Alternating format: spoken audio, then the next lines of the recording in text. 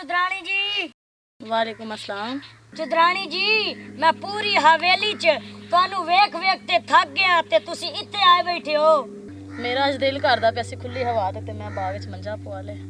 ਉਹ ਤੁਸੀਂ ਬਾਦਸ਼ਾਹ ਹੋ, ਜਿੱਥੇ ਮਰਜ਼ੀ ਮੰਜੀ ਪਾ ਲਓ, ਤੁਹਾਨੂੰ ਕੌਣ ਰੋਕਣ ਵਾਲਾ ਹੈ? ਤੁਸੀਂ ਚੌਧਰੀ ਹੋ। ਅੱਛਾ ਠਾਨੀ, ਮੈਂ ਤੈਨੂੰ ਰੋਕਿਆ ਸੀ ਕਿ ਚੌਧਰੀ ਸ਼ੱਕ ਕਰਦਾ ਤੇ ਤੂੰ ਇੱਥੇ ਕੀ ਲੈਣ ਆਇਆ? ਚੁਦਰਾਣੀ ਜੀ, ਚੌਧਰੀ ਨੂੰ ਸ਼ੱਕ ਕਰਨ ਦੀ ਆਦਤ ਹੈ, ਉਹ ਤਾਂ ਆਦੇ ਪਿਓ ਤੇ ਸ਼ੱਕ ਕਰਦਾ ਹੈ। ਬਹੁਤੀ ਬਕਵਾਸ ਨਾ ਕਰ, ਤੂੰ ਇਹ ਦੱਸ ਤੂੰ ਇੱਥੇ ਲੈਣ ਕੀ ਆਇਆ? ਮੈਂ ਤੇ ਜਨਾਬ ਦਾ ਦੀਦਾਰ ਕਰਨ ਆਇਆ, ਹੋਰ ਮੈਂ ਦੁਨੀਆ ਤੇ ਕੀ ਲੈਣਾ ਹੈ? ਜੇ ਆ ਗਿਆ ਨਾ ਚੌਧਰੀ ਤੇ ਫਿਰ ਉਹ ਤੈਨੂੰ ਆਪਣਾ ਦੀਦਾਰ ਕਰਵਾਏਗਾ ਆ ਕੇ। ਚੌਧਰੀ ਹਾਲੇ ਨਹੀਂ ਆਉਂਦਾ, ਚੌਧਰੀ ਸਟਾਪ ਤੇ ਕਿਸੇ ਦਾ ਇੰਤਜ਼ਾਰ ਕਰ ਰਿਹਾ ਹੈ। ਹਾਂ ਉਹਦੇ ਦੋਸਤ ਮਾਨੀ ਜੱਟ ਨੇ ਆਣਾ ਸੀ ਅੱਜ, ਸ਼ਾਇਦ ਉਹਦਾ ਇੰਤਜ਼ਾਰ ਕਰਦਾ ਹੋਏਗਾ। ਮੈਂ ਸੋਚਿਆ ਚੌਧਰੀ ਇੰਤਜ਼ਾਰ ਕਰ ਲਵੇ ਤੇ ਮੈਂ ਸਜਣਾ ਦਾ ਦੀਦਾਰ ਕਰ ਲਵਾਂ। ਗੱਲ ਸੁਣ ਠਾਨੀ, ਮੇਰੇ ਨੇ ਤੇਰੇ ਜਿਹੜੇ ਦੋ ਭਰਾ, ਠੀਕ ਹੈ, ਤੇ ਮੈਂ ਤੈਨੂੰ ਆਪਣਾ ਭਰਾ ਸਮਝਦੀ ਹਾਂ ਤੇ ਚੌਧਰੀ ਮੇਰੇ ਤੇ ਸ਼ੱਕ ਕਰਦਾ ਹੈ। ਲੇਕਿਨ ਉਹ ਭਾਵੇਂ ਸ਼ੱਕ ਕਰਦਾ ਹੈ, ਮੈਂ ਤੈਨੂੰ ਪੱਕ ਪਿਆਰ ਕਰਨਾ। ਲੇਕਿਨ ਮੈਂ ਤੇਰੇ ਨਾਲ ਪਿਆਰ ਪਿਓਰ ਨਹੀਂ ਕਰਦੀ, ਮੈਂ ਤੈਨੂੰ ਭਰਾ ਸਮਝਦੀ ਹਾਂ।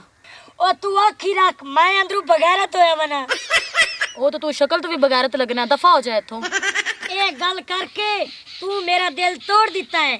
ਲੈ ਫਿਰ ਸੁਣ, ਟੁੱਟੇ ਦਿਲ ਚੋਂ ਆਵਾਜ਼ ਕੀ ਆਂਦੀ ਹੈ?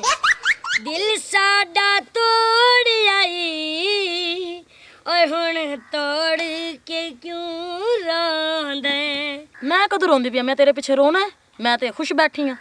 ਸਾਨੂੰ ਆਪੇ ਛੋੜ ਆਏ, ਓਏ ਹੁਣ ਛੋੜ ਕੇ ਕਿਉਂ ਰੋਂਦੇ? ਵੇ ਹੁਣ ਰੋਵਣ ਦਾ ਕੀ ਫਾਇਦਾ? ਵਾਹ ਜੀ ਵਾਹ, ਕੀ ਬਾਤ ਹੈ। ਪਰ ਹੁਣ ਦਫਾ ਹੋ ਜਾ। ਦਫਾ ਵੀ ਹੋ ਜਾਣਾ, ਪਰ ਇੱਕ ਗਾਣਾ ਹੋਰ ਸੁਣ ਲਾ। ਮੈਂ ਕਹਿੰਨੀ ਆ ਚੌਧਰੀ ਆ ਜਾਏਗਾ। ਉਹ ਜਦੋਂ ਚੌਧਰੀ ਆ ਗਿਆ ਮੈਂ ਟੋਕਰੇ ਥੱਲੇ ਵੜ ਜਾਵਾਂਗਾ, ਪਰ ਇੱਕ ਬੋਲ ਸੁਣ। ਉਹ ਲਾਲ ਦੁਪੱਟੇ ਵਾਲੀ ਆਪਣਾ ਨਾਮ तो बता, ਉਹ ਲਾਲ ਦੁਪੱਟੇ ਵਾਲੀ ਆਪਣਾ ਨਾਮ तो बता। ਚੌਧਰੀ ਆ ਗਿਆ।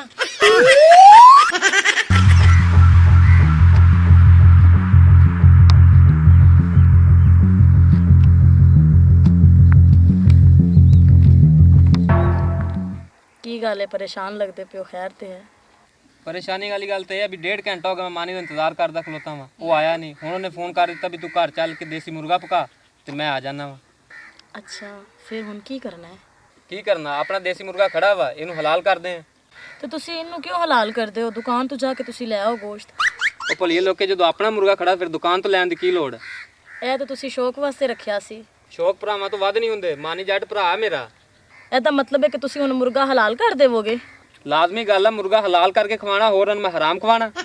ਤੁਸੀਂ ਇਹ ਮੁਰਗਾ ਜ਼ਰੂਰ ਹਲਾਲ ਕਰਵਾਉਣਾ ਹੈ, ਬਾਜ਼ਾਰੋਂ ਜਾ ਕੇ ਤੁਸੀਂ ਲੈ ਆਵੋ। ਉਹ ਮੈਂ ਪਤਾ ਕਰਕੇ ਆਇਆ, ਦੁਕਾਨ ਬੰਦ ਸੀ, ਉੱਥੋਂ ਨਹੀਂ ਮਿਲਿਆ। ਸ਼ਹਿਰ ਵਿੱਚ ਹੋਰ ਵੀ ਬੜੀਆਂ ਦੁਕਾਨਾਂ ਨੇ, ਤੁਸੀਂ ਕਿਤੇ ਹੋਰ ਦੁਕਾਨ ਤੋਂ ਪਤਾ ਕਰ ਲੈਂਦੇ। ਇਹ ਆਪਣਾ ਮੁਰਗਾ ਜੋ ਖੜਾ ਤੇ ਆਪਾਂ ਇਹੀ ਹਲਾਲ ਕਰਨਾ ਨਾ। ਕਿਸੇ ਹੋਰ ਦੁਕਾਨ ਤੋਂ ਪਤਾ ਕਰ ਲਓ ਨਾ। ਹੋਰ ਦੁਕਾਨ ਤੇ ਚਲੇ ਜਾਓ, ਇਹ ਲਾਜ਼ਮੀ ਬਣਾਉਣਾ ਹੈ ਤੁਸੀਂ। ਉਹ ਇਹੀ ਮੈਂ ਪਤਾ ਕਰਕੇ ਆਇਆ, ਦੁਕਾਨਾਂ ਬੰਦ ਨੇ। ਨਹੀਂ ਤੁਸੀਂ ਉਹ ਦੁਕਾਨਾਂ ਬੰਦ ਨੇ। ਰਹਿਣ ਦਿਓ, ਦੁਕਾਨਾਂ ਬੰਦ ਨੇ। ਰਹਿਣ ਦਿਓ ਤੁਸੀਂ ਜਦੋਂ ਆਪਣਾ ਰੱਖਿਆ ਹੋਇਆ ਵਾ ਸ਼ੌਕ ਦਾ ਮੁਰਗਾ, ਆਪਾਂ ਇਹਨੂੰ ਹਲਾਲ ਕਰਨਾ। ਮੇਰਾ ਦੋਸਤ ਆ। ਨਹੀਂ ਰਹਿਣ ਦਿਓ ਤੁਸੀਂ, ਇਹੀ ਕਰਨਾ ਵਾ। ਉਹ ਲਾਂਤੀ ਚੌਧਰੀ, ਕਿਸੇ ਹੋਰ ਦੁਕਾਨ ਤੋਂ ਪਤਾ ਕਰ ਲਾ। ਹੋਰ ਤਾਂ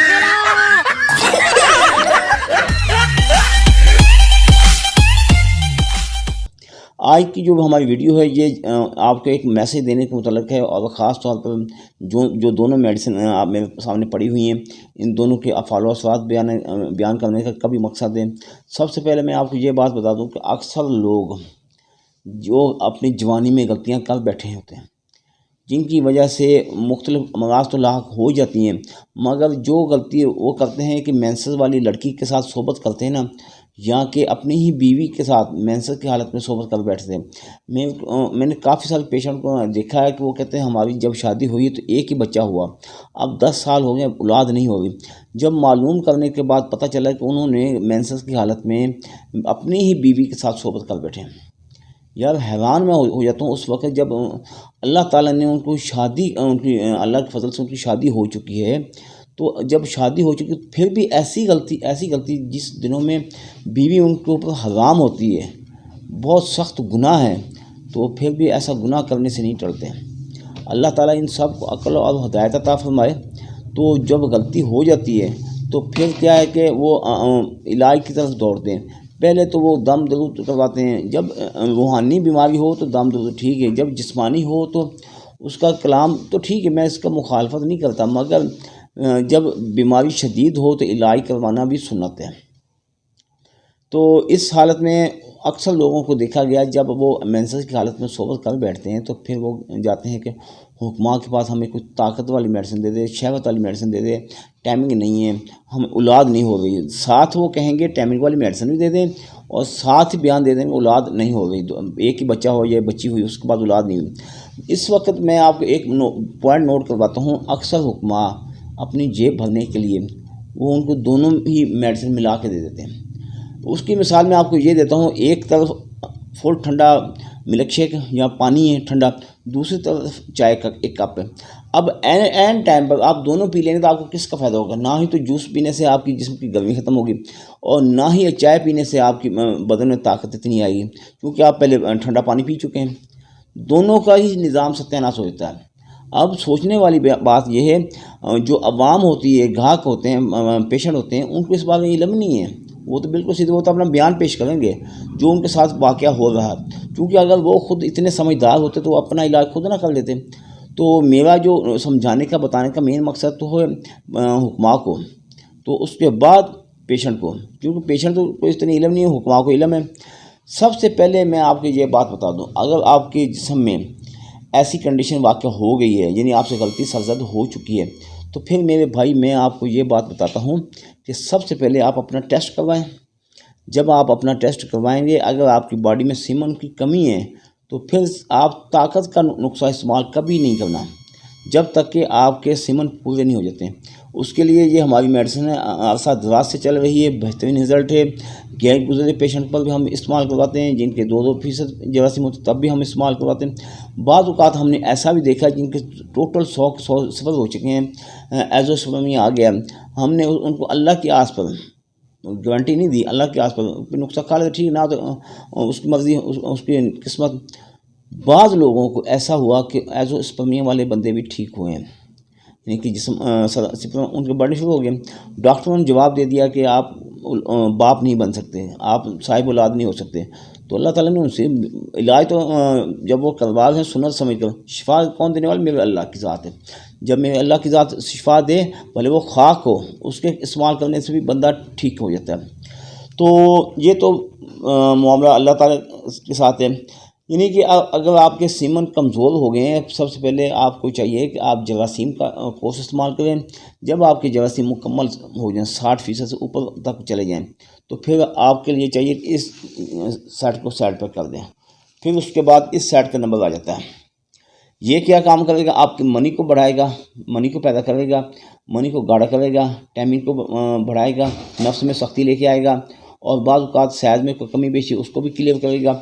پھر کہیں جا کے بندہ مکمل باپ بننے کی صلاحیت کے برابر ہوتا ہے، یعنی کہ اس سے تو جراثیم ہو گئے، اب اس کے جراثیم بڑھ گئے، مکمل ہو گئے۔ اب یہ نسخہ استعمال کرنے سے اس کا جب سائز بھی مکمل اپنی سطح پر آ جائے گا، منی بھی اپنے اصل کمام پہ آ جائے گی، ٹائمنگ بھی اس کی بہتر ہو جائے گی۔ پھر جب بندہ اپنی بیگم کے ساتھ صحبت کرے گا تو اللہ تعالیٰ کے فضل و کرم سے، یعنی پھر بھی بات اللہ تعالیٰ تک جائے گی، اللہ کے فضل و کرم سے پھر اس کی بیگم کو حمل ٹھہر جائے گا۔ اس طریقے کے مطابق آپ اپنا علاج کروائیں گے تو کبھی ناکام نہیں ہوں گے۔ میرے پاس ایسے کافی تعداد میں، ہزاروں کی تعداد میں پیشنٹ آئے جو کہتے ہیں ہم نے اس حکیم سے لی، اس حکیم سے لی، فلاں سے لی، فلاں سے، میں نام کسی کا نہیں لینا چاہتا، تو کسی لطیف برابر فائدہ نہیں ہوا۔ تو آج میرے پاس ایک ایسا پیشنٹ آیا، جب میرے پاس آیا تو اس کے صرف 3% یا 2% جراثیم تھے، آج جب میرے پاس آیا تو اس کے 40% جراثیم تھے۔ اس ایک کورس استعمال کرنے، ایک مہینے کا وہ لے کے گیا تھا، تو بڑی خوشی ہوتی ہے، ایسی رپورٹ دیکھ کے بہت خوشی ہوتی ہے۔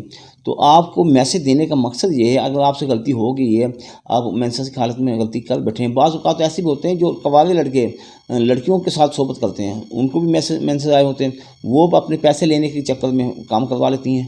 تو عقل تو لڑکوں کو کرنی چاہیے نا، جبکہ میں یہ بھی کہوں گا ان کی شادی نہیں ہوئی، ان کو اس بارے میں پتہ ہی نہیں، پھر وہ لڑکیاں نالائق ہیں، پیسے کے چکر میں ان کی زندگی، ان کی نسل تباہ کر دیتی ہیں۔ تو آپ کو چاہیے کہ ایسے گناہ سے بچیں، بدکاری سے بچیں، نہ ایسا گناہ کریں، نہ ایسی غلطیاں زیادہ آپ سے ہوں جو آپ کے آنے والے نسل کے لیے، آپ کے آنے والے خاندان کے لیے باعث سے پریشانی کا سبب بنے۔